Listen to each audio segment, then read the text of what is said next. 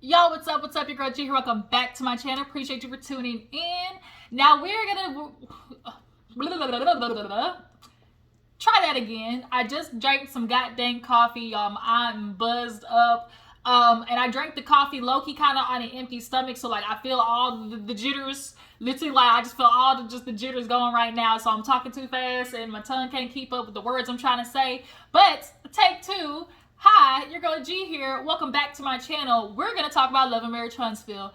I'm pretty sure we're coming up towards the end of the season. I'm not going to lie, I'm kind of excited because when it comes to Love and Marriage Huntsville, the reunions where it low-key be at. Like, it be the reunions. And this season definitely, delivered its fair share of drama, but also, the low-key little sneaky stuff between Destiny and Mel, Marsaue and Tisha and his bullshit with Tisha. Like, it's just been a lot of little sneaky stuff. But now we gotta talk about this family trip with Martell and Melody. The little pity invite he gave. He knew, let me not F this up because I want to keep Melody, in my vicinity so I can keep an eye on her if it's the last thing I do.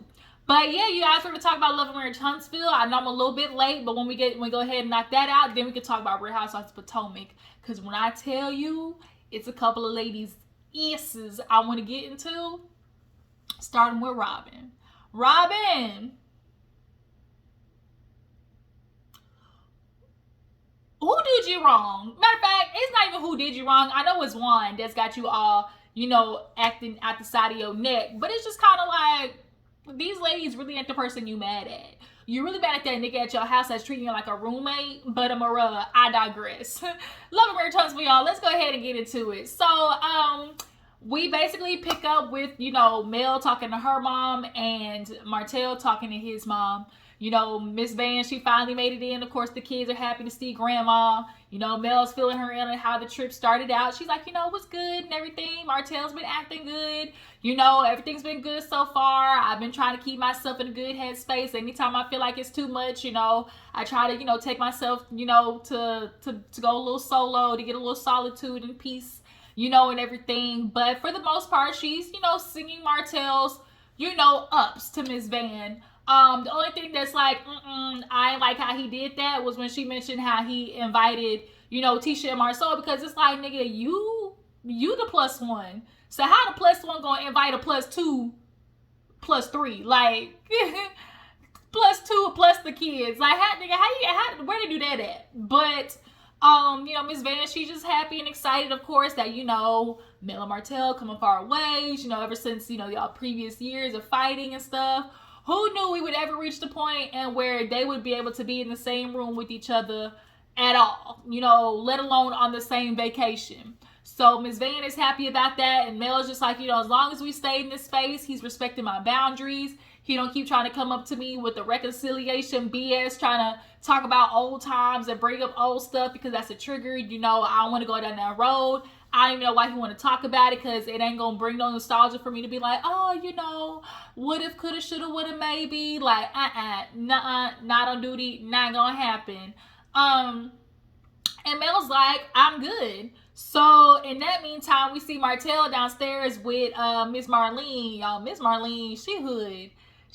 All I can think of just is hood. That's the only word I can think of. Like, I just literally think, like, this lady wakes up drinking, cereal and Jack. Like, I just think Boone's Farm and Fruit Loops. Like, I don't know what else to say. Like, shredded wheats and brandy. Like, that's literally all I can think of.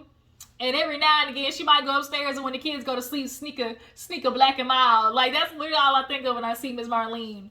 But, she's sitting down talking to Martell and, just saying how happy she is, to see everybody like this and, the kids being able to, see the parents get along and stuff like that. Martell is happy that him and Melody have healed enough to where, they can be around each other and the kids are able to see them happy. And, of course, Marlene's always going to be on the front of, like, I don't hate Mel. I don't got a problem with her, because, that's my grandbaby's, mother. I'm never going to hate her, have I said a couple things in the past? Yeah, but never to the extent where it's just like I'm all on her.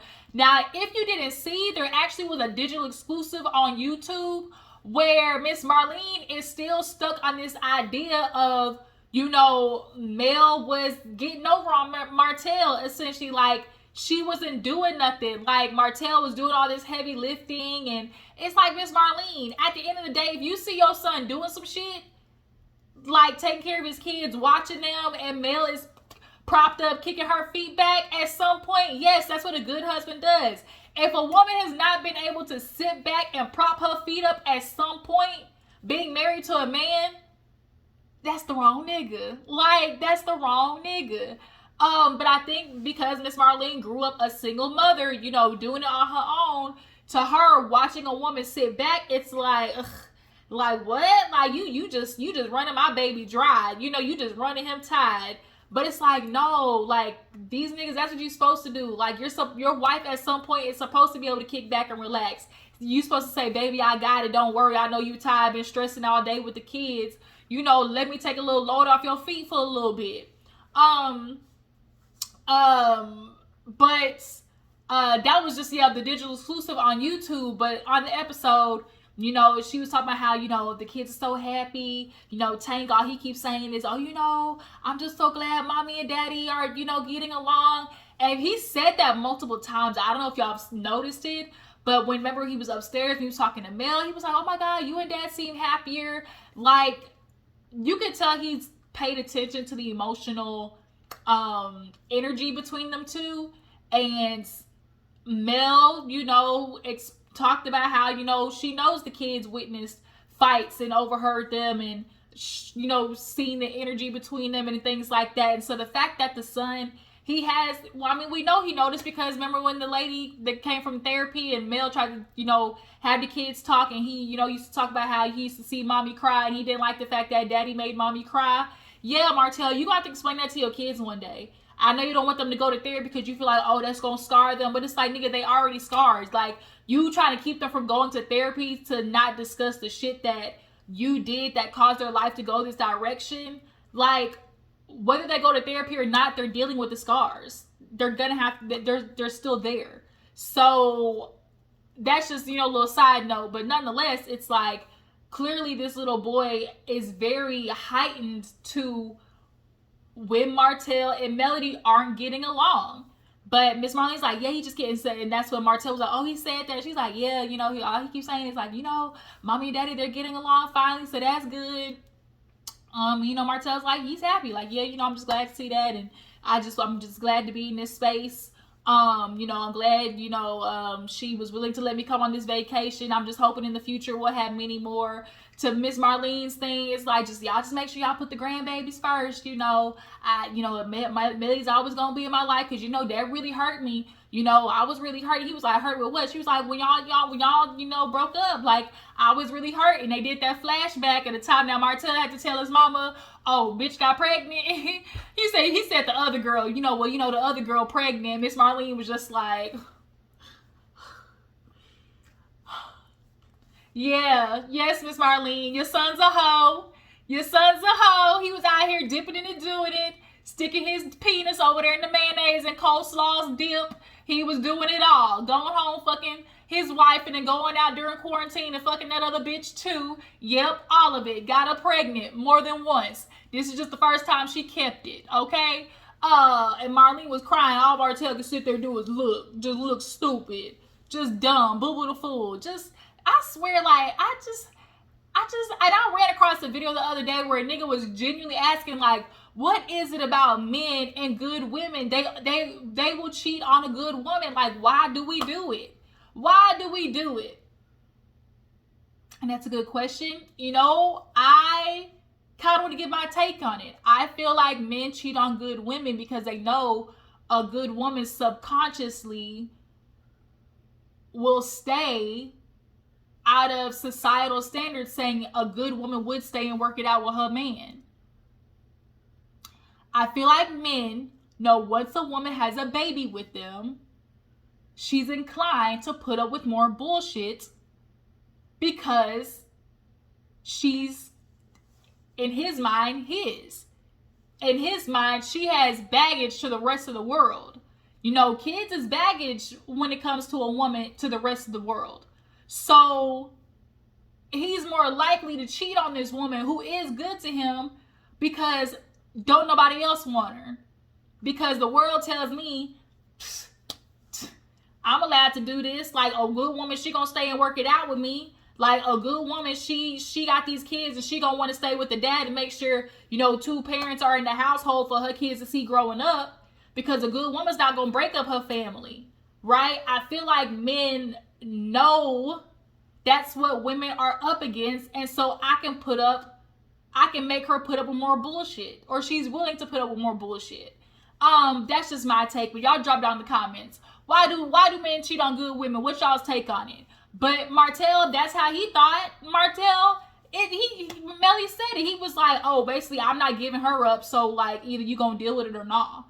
And it's like Martell kept doing the shit he was doing because deep down he felt like Melly wasn't going nowhere. Where the fuck she go with 4 kids? You know? Ain't no other man gonna want her, and they automatically think because a woman's not gonna leave because, oh, what other man is she gonna find to do what I do, to take care of her financially? Ain't no man gonna want to take care of another woman's, you know, another man's kids.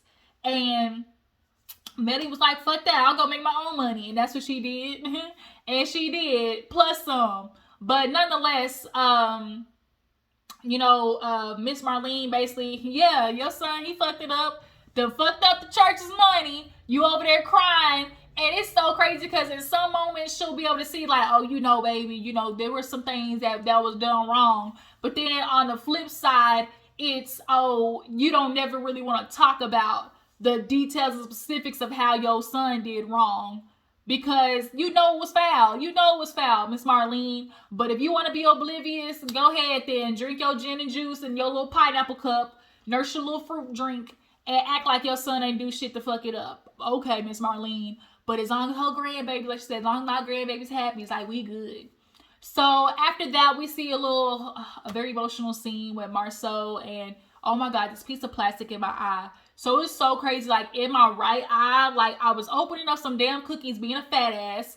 And y'all was like, I had the munchies. And so these cookies look damn good. And I tried to open up the container, and the plastic from the container flew in my eye. And this was months ago, damn near a year ago. And this plastic, it goes away, but every now and again, it'll come up. And it'll be right in the front of my damn eyelid, and I can't get it out.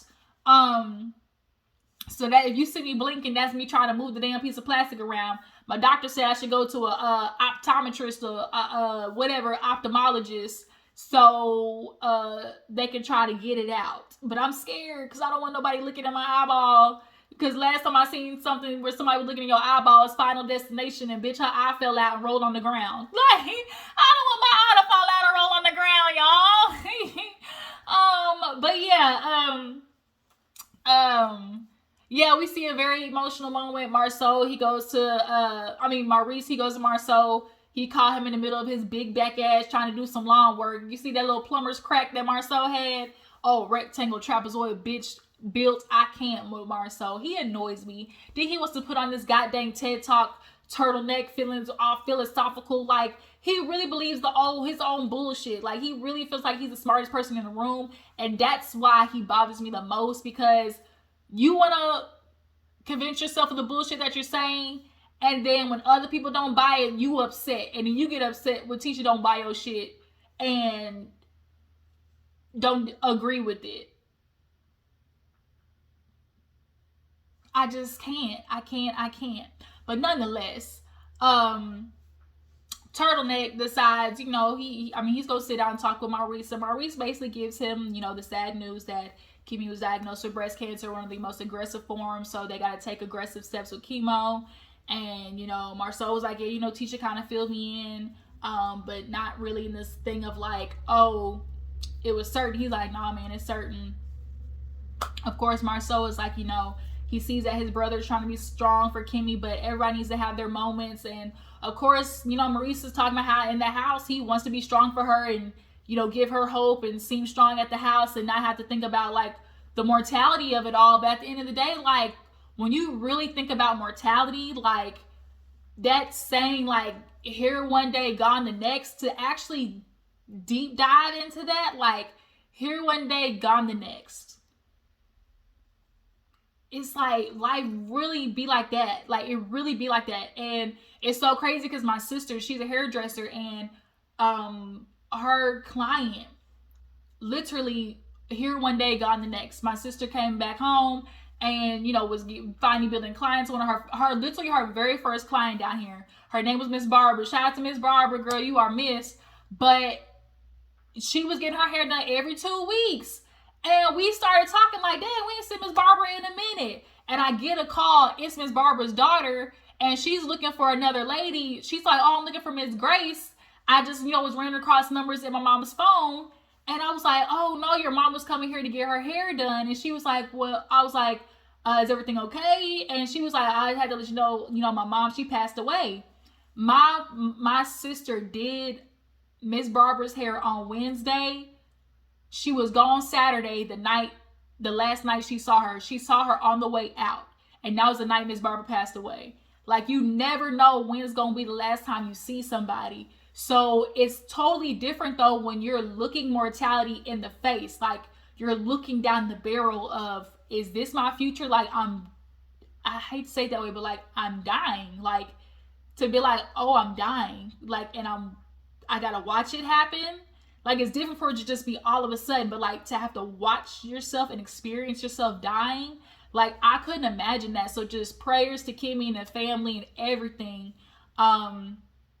I've had my own brush with mortality, and the shit's scary. Like, I'm actually coming up on the 10th anniversary of the car accident that literally changed me and my family's life, like, forever.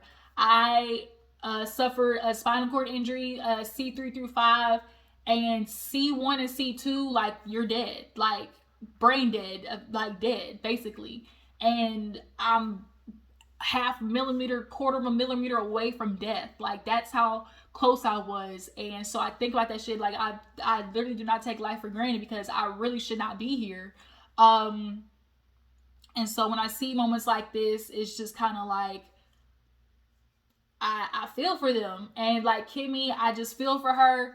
And, Maurice, he kind of breaks down crying because I'm sure he doesn't get those moments to try to cry. He don't want to cry in front of Kimmy, because if he break down, then Kimmy got to break down, and as much as he wants to be strong for her, like, you got to have those moments to allow yourself to feel, an unfortunate situation like this. Like, trying to not cry, it's not going to do you no good. Like, allow yourself to have those feelings, and he got to have those feelings not around Kimmy, so he can just at least still put up a good, strong backing for her to feel like we can fight this. So back in Destin, they're gonna go to the yacht ride or whatever, and Melody has on her J-Lo Versace, Fashion Nova lookalike dress. Y'all know, you can't tell me that print wasn't giving real J-Lo Versace, the infamous Versace dress. So yeah, they go out on the boat and everything, and it's looking real cute. The kids, everything, of course, their matching outfits, they make it to the boat. And, she's talking to the kids like, oh my God, it's a yacht. I went to last time, yacht life, doing it big.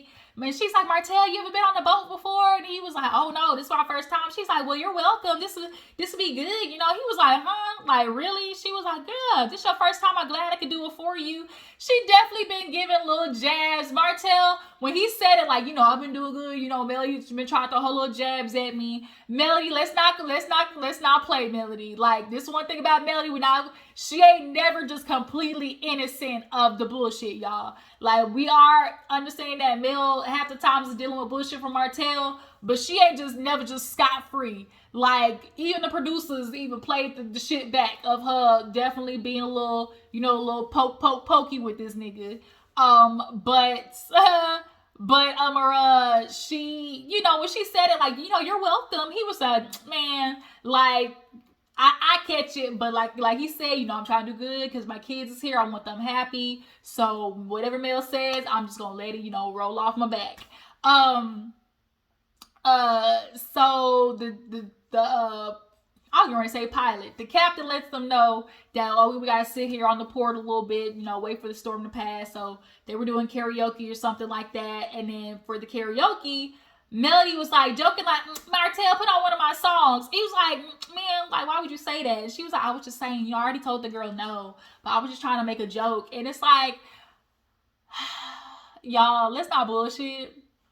As much as Melody wants this, Martell to grow and him to, to show that he's a better man, I think a part of Melody low-key throws these jabs at him as a test to see, like, oh, are you really a better man? Like, are you really working on yourself? Like, we'll see. Like, I'm gonna test it out to see. So, plus, also, she throw her little jabs because she like messing with the nigga. Like, nanny boo boo, I moved on. I'm doing better than you. And so, as much, and also it's like, if he blows up, like, I get to prove my point also of like, see, I told you the nigga wasn't changing. Like, I just think it's all those things wrapped up in one. But they finally get to go off on the water, and, Martell's in the back talking with Miss Van and Melody, just saying, he's glad to have been able to move on, and him and Melody are in such a better spot, and he's appreciative of it, a lot of people like to talk about how the woman be hurt, but I was hurt too. I had to deal with a lot of stuff and process my anger and everything. And I just want to say I'm just glad to see that we're here in a better position. And Miss Van's like, yeah, Martell, I'm proud of you. She's like, you've been doing really good on this trip. He's like, yeah, because I definitely could have popped off a couple of times, with triggers with a couple of things Mel had said. Mel's like, me on this trip, and it's like, Mel, shut your ass up, like. Girl, Mel, shut your ass up. You've been poking. And that's what the producers did. The playback. You've been saying a little slick shit. It's okay, Melody. Like, he's definitely owed a few licks. But let's not try to play dumb, okay? But yeah, he's like, yeah, there's a couple things I could have said something back. But, I'm trying to show him a different Martell. Miss Marlene, she come and she catch everybody in the middle of the conversation. So Miss Marlene's like, yeah, baby, I'm just so glad to be here. This trip's just so good. I'm drinking, so let's not mess up. Let's not start nothing, girl, because I'm drinking. Like, yes, Marlene, we know you drinking. Your ass is always drinking. They all just basically sit down and talk about how they're just glad, we move forward. The kids be on the trip and being happy is such a good thing. What she say? What else was said? I feel like, what's the next part of the conversation that they had? Oh, Martell basically talking about, me moving on with everything, and realize, I there was some stuff I had to move on, and, Melody had to heal from it too, but now we're here. So then Melody brought up Miss Marlene.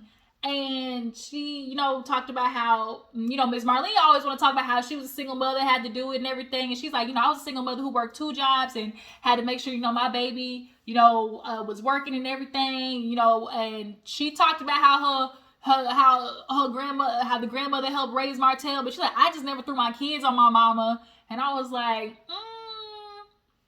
if you work 2 jobs though, Miss Marlene, like, whether you just threw your kids like your mama or not, the point is, like, she had them. I mean, you had to do what you do. You had to do what you do. You was a mother working 2 jobs. Like, but Miss Marlene was like, yeah, I would have gave anything to have, the kid's father in their life and everything like that. But, I did what I did. And so Mel was like, well, Miss Marlene, like, did you ever not talk to your kids about, about stuff? And she was like, like Martell, he talked about how he was bullied growing up. Like, you never discussed nothing. Because Miss Marlene, every time they start talking about the past, she just want to blow over it. Like, let's not talk about it. Because at the end of the day, like, Miss Marlene, she don't want to have to discuss how her son ain't shit.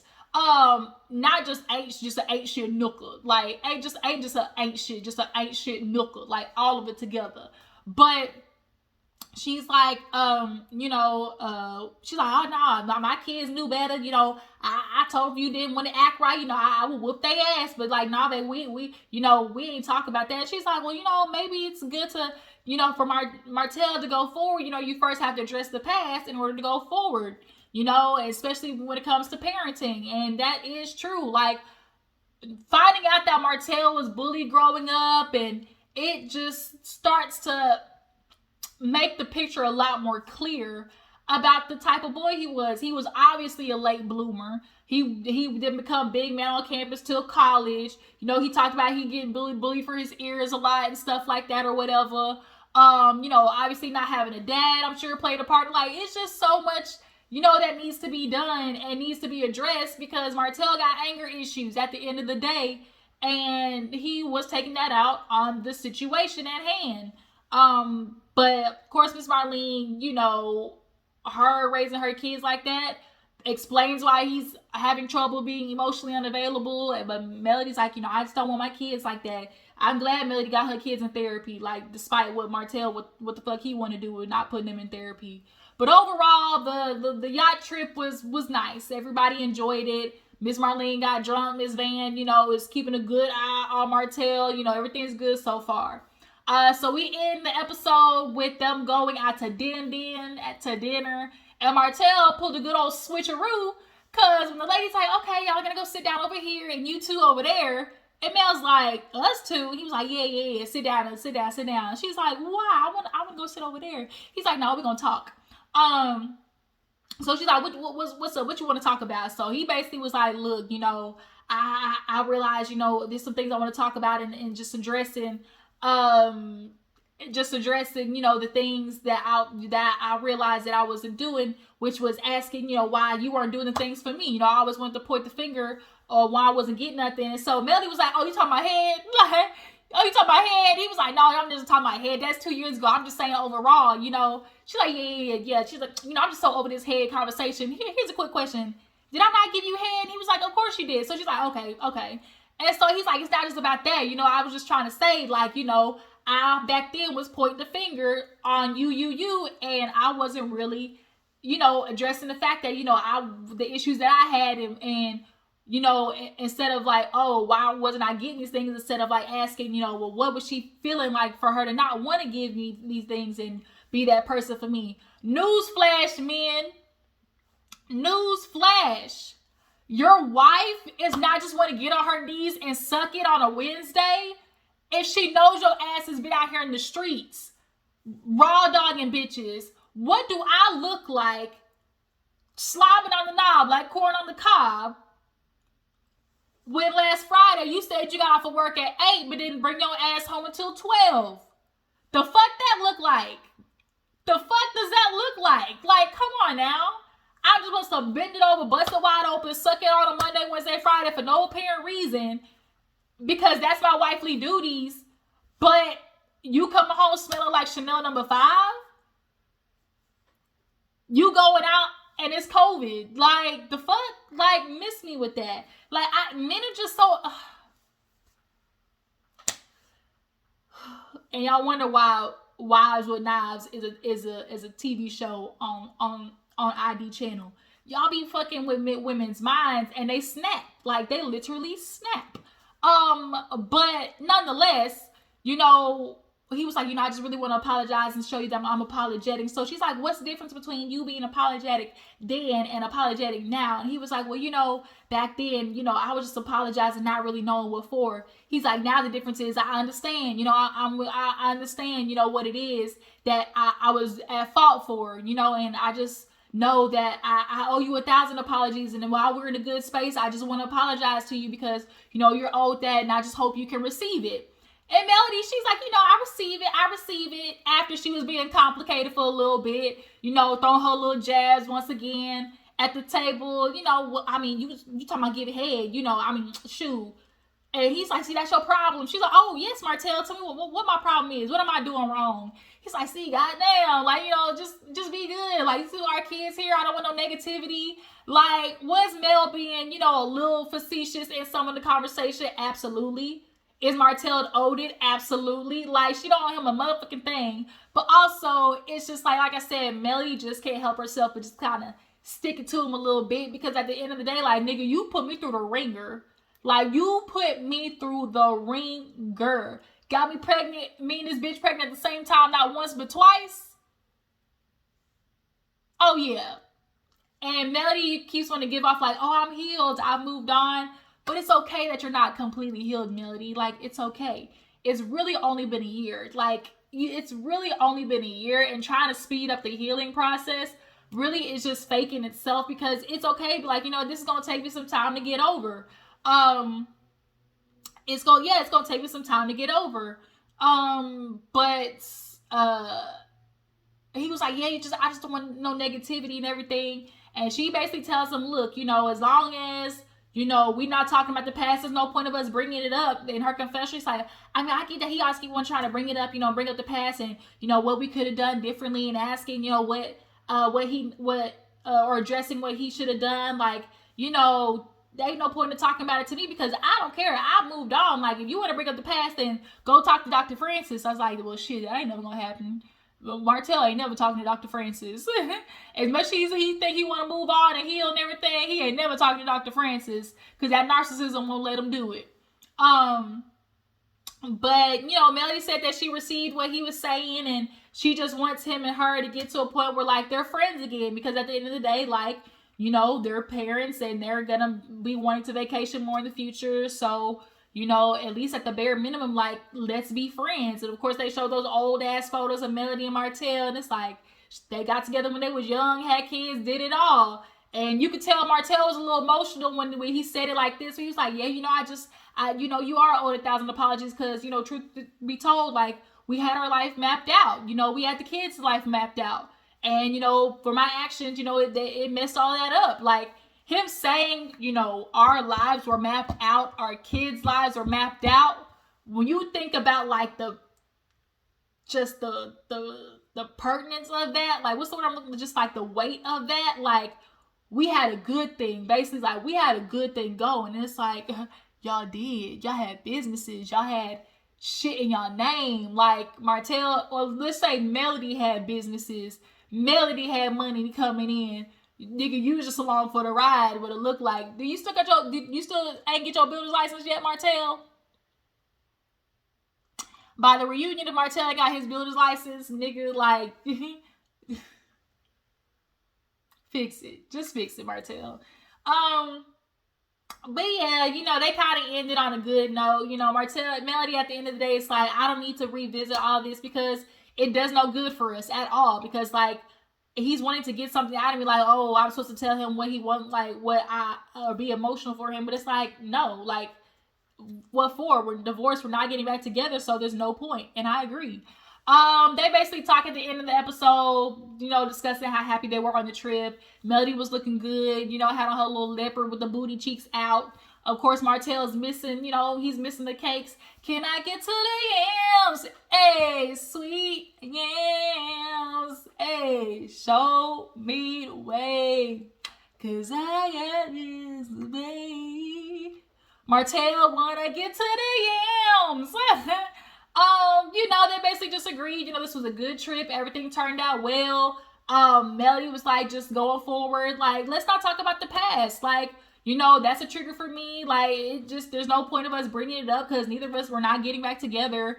And Martell, of course, in his confession was like, I just really wanted Melody to drop her guard and just let me know what I did wrong. And, if I want to get married again, like, I want to know what I was doing wrong. And it's like, you want her to drop her guard and get emotional with you and just say, oh, Martell, I just wanted this from you. I just wanted that. But it's like, it's pointless. What for? Y'all aren't getting back together. And I think he wants to see these emotional moments from Melody because to him, that's like a representation of like, oh, maybe there's a chance. Because if she's telling me, what I could have done to fix it, that means, oh, I can do the work to fix it and get her back.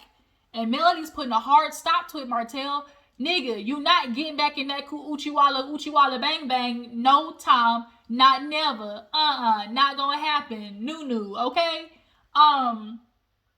But yeah, they end up leaving.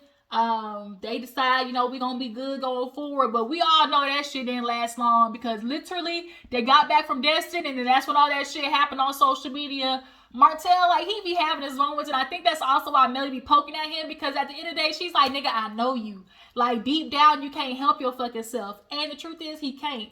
He be having these spurts of when he don't get what he want. She did say on her week that he could take the kids to Essence for their little book reading and stuff like that. And she's like, I don't have no problem doing that, as long as you respect my boundaries. But if you keep disrespecting me, then hell no, I ain't gonna compromise with you. And I ain't got no qualms about that. Like, nigga, I definitely gonna give you what you want if you gonna disrespect me in the process. But yeah, Martell is mad he ain't getting on that trip. So he got back home. Oh no, and then she was like, oh yeah, you want to talk about how Martell, she was like, oh yeah, the trip was good, until, I had some visitors, Marsaue and Tisha. He's like, well, the trip was good, it was fine, wasn't it? She was like, I was fine before they came. She's like, but I was gonna be good either way, but I just would have preferred not to, because at the end of the day, they gonna always be enemies. People who talk about me and gang up on me, like, they gonna be enemies. And he's like, what you mean? She's like, well, I don't know, because you the ringleader. He's like, huh? She's like, you were the ringleader, talking to anybody who would hear, who would listen, badmouth me. I mean, she wasn't telling no lies. She wasn't telling no lies. Martell, for a whole season, whoever would listen, mail this, mail that. She wasn't doing this. She's all that. She cheated on me. She sucked another nigga dick. Like, all of it. I called her this. Like, he was talking to whoever would listen. And the Scots was listening. They had a good ear up to the glass, trying to be nosy. But yeah, you guys, Love and Marriage Huntsville, we coming up on the end next week. That preview of Marsaue trying to say Tisha jealous, the jealous wife. He fucked up. Marsaue's fucked up. He's so fucked up in the way that he disrespects Tisha. I'm gonna get in his ass next week. But yeah, you guys, Love and Marriage Huntsville. Tell me what you think about the episode. I appreciate y'all for tuning in. Make sure to follow me on Instagram and Twitter, and I will catch you guys later. Deuces.